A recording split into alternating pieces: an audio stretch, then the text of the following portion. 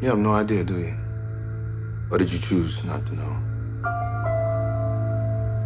Your husband stole $2 million from me. This is about my life. This is about my life. Well, director Steve McQueen, not the actor Steve McQueen that you see over my shoulder in all of my film reviews that I shoot here, but the great director known for Shame or Hunger or, of course, the great 12 Years a Slave, which won him an Oscar for Best Picture and won him an Oscar nomination for directing. He has done something wildly different in his career here. He's gone all genre on us, actually the heist genre here. This is not where I expected to see McQueen go from his very, very fine but much smaller movies in the past. Hollywood style would be the wrong way to describe what Steve McQueen does here, because he's still got on his mind all kinds of issues from race and women and class and all sorts of things going on in society. He weaves that in and out of a traditional kind of heist story here, but one very unique. It's something that's haunted him for 35 years, since he saw the 1983 series that was on the BBC. Our husbands aren't coming back. We're on our own.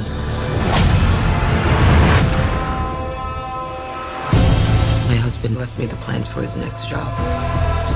All I need is a crew to pull it off. Why should we trust you anyway? Because I'm the only one standing between you and a bullet in your head. Starring Viola Davis as Veronica. She's married to Liam Neeson, who plays Harry, and we see them a kind of idyllic marriage, but then we learn more and more and more about Harry as his job involves a life of crime, and he's involved in a big heist himself now with his cohorts. Well, it doesn't go well at all, and they all die in a fiery explosion and a big action scene here that McQueen stages brilliantly. Nevertheless, what happens though? Brian Tyree Henry plays the local gang thug here, who comes to Viola Davis and says that her husband may be dead, but he owes him $2 million. And if he doesn't see the $2 million soon, she will probably never see the light of day again. And that is reinforced when he introduces her to Daniel Kaluuya's character, who is really, really scary in this, so you know he means business. She has nothing else to do but figure out how is she going to get this money. And so, brilliantly, she pulls together a team here. It's sort of like we just saw with Ocean's 8, except it's 4 of them. They're all the widows of the men that were in this big botched heist. And they figure out a way to carry off the job that their husbands left behind.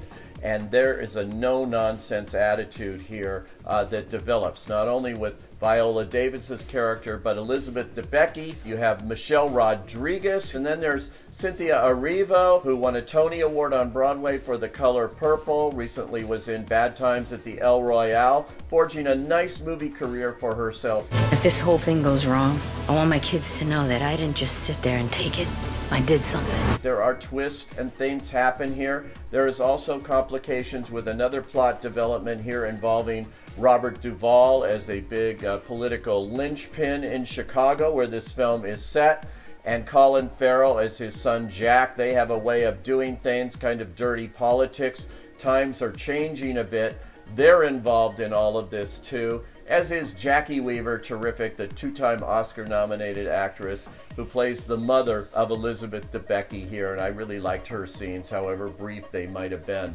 Nevertheless, all of these terrific actors thrown into this mix by Steve McQueen in a plot that I'm not going to give away too much of, because it really does have some surprises along the way, and it's fun to watch in that regard, but it's also got some very serious things on its mind, and McQueen really knows how to do it, but he's proven he knows how to pull off a big studio movie. He wants more people to see what he's up to, and what he's up to is very strong stuff indeed.